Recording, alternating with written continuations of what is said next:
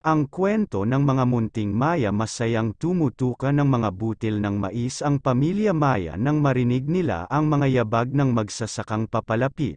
Sinilip ng mga ibon kung sino ang dumating.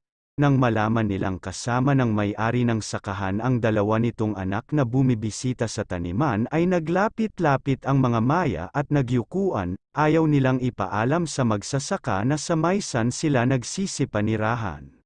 Nalungkot sila sa narinig nilang usapan ng mag-aama.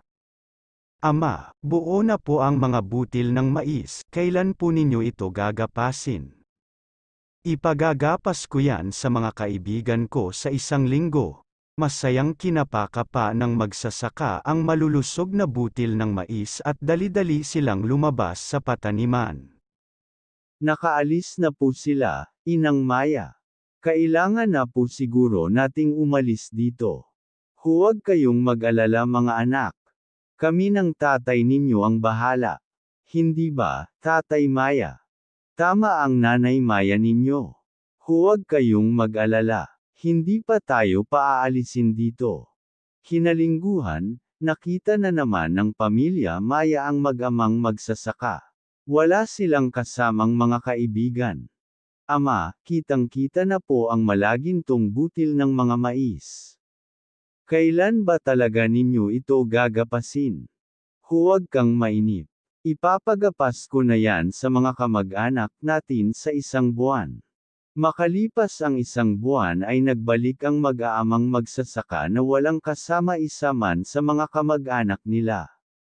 Ama, bahagyang yumuyuko na po yata ang mga mais. Kailan po ba ninyo talaga ipagagapas ang mga ito?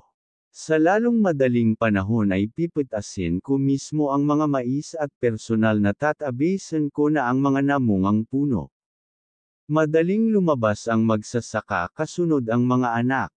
Naku po, nangangatog na sabi ng mga munting Maya. Kailangan na po siguro nating lumipat, Tatay at Nanay Maya. Tama kayo. Noong una ay kailangan pa nilang magpatulong sa mga kaibigan. Ngayon ay kailangan na nilang anihin ang mga mais at tagpasin ang mga namungang puno.